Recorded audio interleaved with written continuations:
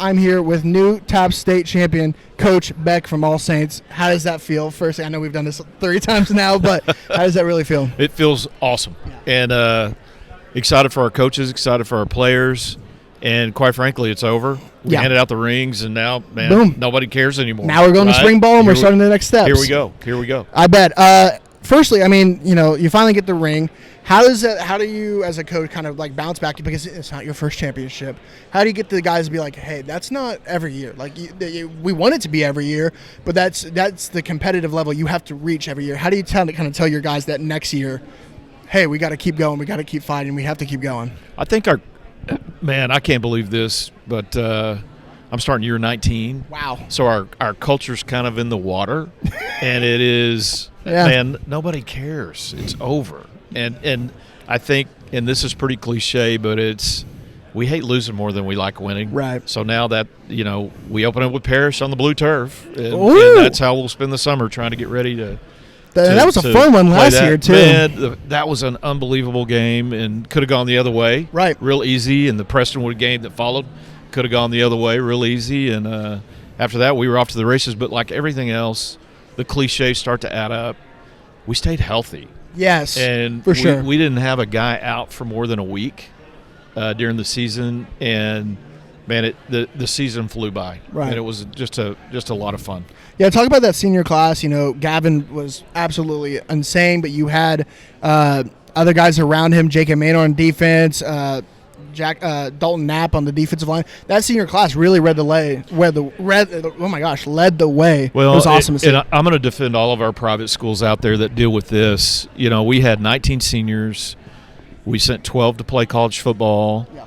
And Ian Bothwell and Blake Robinette, Dudes. Ian to Rice, Blake to TCU. Yep. Been at All Saints since early childhood. Yeah. And then we have guys like Dalton and Cumante that came in their junior years, and Parkhurst came in his senior year, or actually his junior year, halfway through. Right. Don't mind the trash cans that just went by. and it's just great kids looking for something, and that's what private school is, right? It's a mix of, I came in kindergarten, I came in the 6th grade, I came in 9th grade. Right. Somebody had a need, and I was able to fill that. But what I've watched over my career, which this fall will be year 40, I'm not bragging about that, it's flown by, but watching the competitive nature of private school sports, and now everybody looking for something a little bit different, looking for education, number one.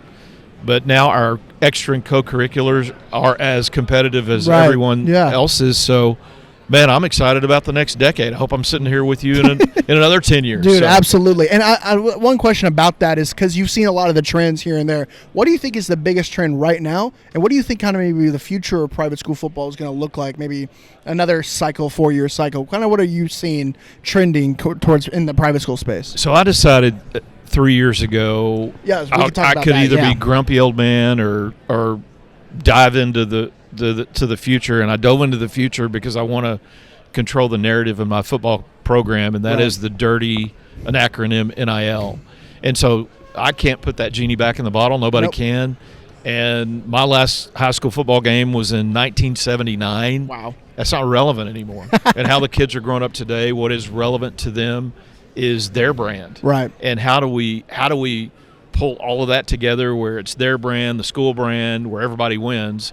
But being an independent school, I think where we're fortunate is academics are always number one, and they should be. Right. And then the extra and co-curriculars are just another leverage point for education. Right. And so as long as we keep it in that, then we've got something different to offer. Right. And that's what sets us apart. And I think we're in it's a transformational time that even in college, conferences aren't secure. And so for high school, whether that's UIL, TAPPS, SPC, who knows what that's going to look like in a decade from now? 100%. It's all going to be different. But what I encourage everyone that is in a leadership role, in a coaching role, administrative role, is to just have an open mind. Right. Let's always talk about how we make it better for kids. Absolutely. That's the key. Absolutely. And you're not going to mention it, but your TCU certified course about NIL that you've kind of put on recently, I mean, how important was that for you personally? And then, like, telling other coaches about it and be like, hey, this is like you said, whether you like it or not, this is kind of the next steps in high school football in general. Well, I didn't really see what it was going to be when I started that about 3.5 years ago. Right. But it has evolved into a continuing ed class at TCU for superintendents, athletic directors, coaches, teachers, administrators. It's a class we have at All Saints. It's an elective. And the cool thing is it's not now, after having it for 3 years, it's not just for athletes. Yeah. Everybody has an NIL. Right. Whether you're fine arts, academics, whether you're an entrepreneur, that's the fun. And so how to expand on that space. Right. And that's the other thing. I would encourage everybody to get an education, because really, here come those trash cans again. This is like coaching at All Saints right by the Air Force Base. You got a jet coming you're right next to by Roswell. every Yeah, 10 minutes. yeah. But just educating our families to where Right. they can control their child's future. Right. And you don't have to hire a third party. Yeah. It's my friend Tony Franklin taught me about 7 years ago, hey, become your own guru. Let's take the training back. Right. And same thing here. It's just about education. Right. 100%. I was about to, whatever. Yeah, I think that's. I'm blanking for some reason. As a podcast guy, you can't. Hey, I'm going to ask you a question. Yeah, then. go for it. Talk to us about the summer, the Yes. summer piece coming up. We're doing a lot of cool things in the summer. We're going to be at TAP 7-on-7, which I don't think y'all have been to in the past couple of years. But the big thing is the TXPS retreat. It's going to be a really exciting thing. We're adding running backs and linebackers this year. So quarterbacks, running backs, receivers, DBs, linebackers, and get it to where it's a full-on the best of the best in TXPS and private school compete for a little bit, and then get to be kids for a little bit in the evening, which after a long camp circuit for a lot of these kids, it's good to kind of relax and be like, hey, like, we're playing a game. It's a lot of fun. We're in high school. Like, it should be a little fun, but also compete a little bit and show, hey, I am this level of this athlete. And so also out there, we're going to have a lot of athletes so hopefully some coaches out there, some college guys, some media out there, get them guys a little bit more recognized as well. So it's going to be a really cool event. I'm very excited about it. Yeah, and we appreciate you guys for doing it. And, of course. We haven't been at the TAP 7 on in a while. We hosted it a couple of times. Yes, you did back in the day. But here's what's happened. We used to live and die by our schedule in the UIL 7-on tournaments. And that's been, yeah. But the way recruiting has changed, where June is such a camp month, you have to go. We're no longer 7-on in June. I remember, yeah. I mean, it just isn't a thing anymore. And the kids matter, like we always say. The kids matter, and you got to go get out there. Even when we start summer strength, which we started this past Monday, so many of our rising seniors, and we tell them that's a workout. If you're trying to find where you're going to college, go there. Yeah. Go do that. So to my point earlier, it's all an evolution, and stay 2 to 3 chess moves ahead, and and you'll always do well. I remember when I was in high, and I was 19, like, college camps were like a good thing and all that if you were getting invited and all this, but like nowadays, like it's man, you have to go. So and the mega camps have turned into something that is really awesome. So many coaches come and Okay, one last thing. Yep. Is last year we did the thing of like you taught a play to Waverly. If you remember that. You bet. Is that still your favorite play, or is there another one you could teach us? So I'm going to teach another. I'm going to teach another play, and I think I mentioned to you. I got you. If you need me to. I've got. All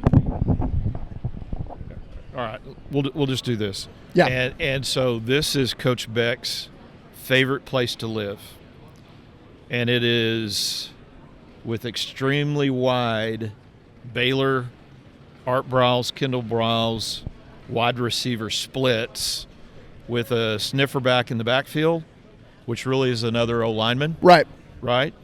And what this play is deep choice. Gotcha. Right?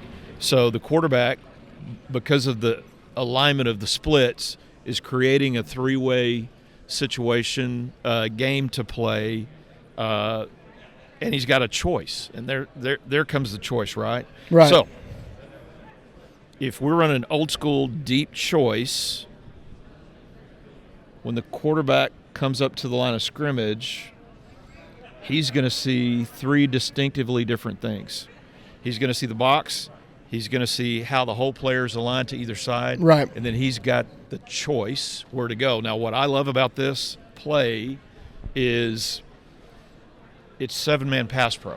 Right. So while we're running choice routes, depending on the way the corner breaks, it gives the quarterback really an extra 1.5 seconds to throw the ball. Oh, yeah. So 100%. I think last year with Waverly, we diagrammed shallow. Yes, wide shallow, All yeah. right, which still is a bread and butter for us, along with deep choice. There we all go. right? There we Parrish, here you go. We're coming at you. All right. And I think that's a great way to end it. Always a pleasure. Thank you for everything. If you don't, go check out his certified CCU course about the NIL and the future of it. It's awesome. Go contact him if you want anything, coaches and ADs and all of the above. So thank you for your time. Thank you, brother. Good to see you.